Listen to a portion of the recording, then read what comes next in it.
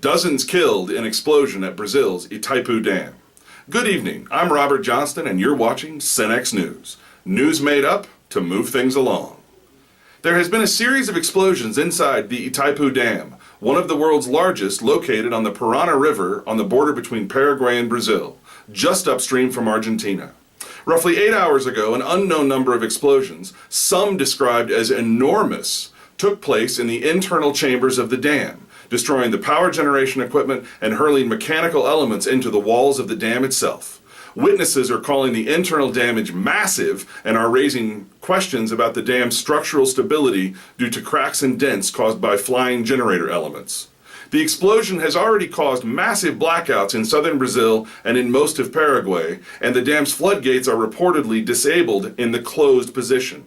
This raises concerns about future flooding behind the dam, as well as the potentially catastrophic consequences should the dam give way.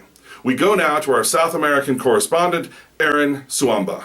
So I'm here at the Itaipu Dam, and it's a really chaotic scene. There's been a massive explosion. The dam looks like it's going to flood. There's already been confirmed 120 people hurt or injured. Confirmed that the Brazilian Minister of Mines and Energy, the Japanese Minister of International Cooperation, were both still in the dam. They had planned a cooperative agreement around $900 million to renew the dam and to invest in upgrades. No idea where that's going to go now. I'm here now with Roberta Rivera, a hydroelectric engineer. Roberta, what do you see?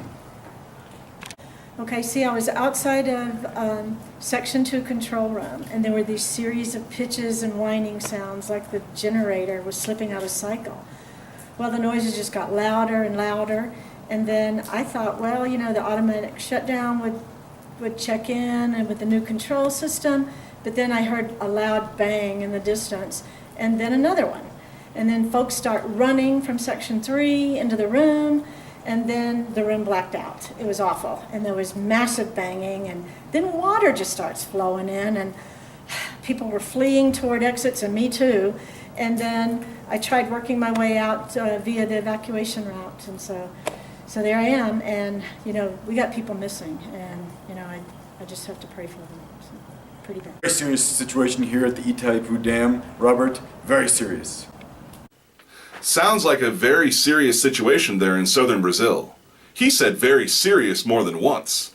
To speculate on extremely little information about what may have happened or could happen in the future regarding the Itaipu Dam, we now turn to Dr. Joseph Silowitz of the University of Denver's Korbel School, an expert on large-scale infrastructure projects, and as a professor, more than willing to talk about almost anything.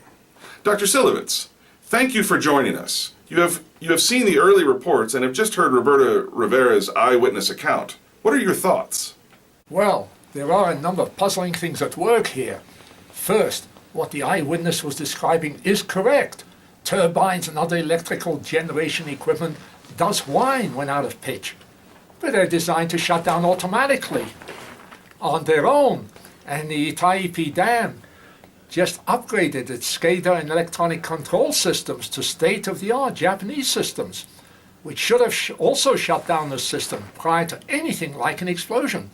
So there's a real mystery as to why generators would run out of sync and be followed by explosions. And the flooding? Well, there's a lot of water moving through the dam to generate electricity. If the pipes break, there will be flooding inside the dam, whether there's structural damage to the dam itself or not. And what could cause those pipes to break? Explosives. And what could cause explosions inside the dam? Well, that is a more interesting question. An industrial accident is possible, but very unlikely, and certainly would not result in a series of explosions based on what I know of the inside of a major dam. It could be a terrorist attack, or the like using planted explosives. But the dam itself is a very hardened target, and I know of no known groups who have motives to attack the dam itself. It could be some sort of military operation, but it seems unlikely that a guerrilla group or paramilitary organization would strike the inside of a dam unless as a form of terrorism or to embarrass a rival. Now, it's true, relations between Argentina and Brazil are very poor at the moment, but this seems like a great deal of destruction and risk given the downstream effects. But obviously there was some sort of chain reaction. But let me also say that based on the discussion of turbines running out of control and other mechanical issues, it could be a tragic fault in the dam's new SCADA systems, or even a manipulation of those systems via bad code to create this scenario. In fact, an act of cyber sabotage broadly defined fits what little we know now. In 2008, there was an incident in a Russian power plant that matches what we know now, and it was cyber executed. Interesting array of bad options there. One last question. Should there be structural damage to the dam and it fail, what are the consequences? Well, the obvious solution is the people below the dam should build an ark before all is washed away. And perhaps they ought to go watch Noah in order to learn how to build an ark. That was highly depressing Dr. Joe Silovitz of the Korbel School. Just positively horrifying. We have early reports now of the level of destruction and casualties inside the Itaipu Dam. The internal workings of the dam are completely destroyed, with massive pieces of mechanical equipment, including entire turbines, tossed around inside of the dam as if hit by a hurricane. Reports from multiple sources indicate the death toll now stands at 56, and at least some of these include members of the Japanese trade delegation and accompanying media. Brazilian and Paraguayan authorities are conducting a full investigation to determine the cause of the explosion, while Japan and Brazil begin to mourn their losses. Meanwhile, a humanitarian crisis is beginning as nearly all of Paraguay and millions of Brazilians are without power. CENEX News' Alison Renforth spoke with a young lady from just across the border in Paraguay who expressed the confusion and uncertainties of nearly 90% of Paraguayans. Suddenly, everything went dark. There were car accidents, people were stealing cold food from stores, and people were running everywhere saying, "Where did the power go?" My family and I were supposed to go get vaccines tomorrow, but now they're saying we might not be able to get them. I'm worried we're all going to get sick. They said the dam blew up, but I don't understand what happened. The vaccines Metalaya are talking about are for the yellow fever that's currently ripping through Paraguay's urban populations and rural populations, both of which are on the extreme poverty side of society there in Paraguay.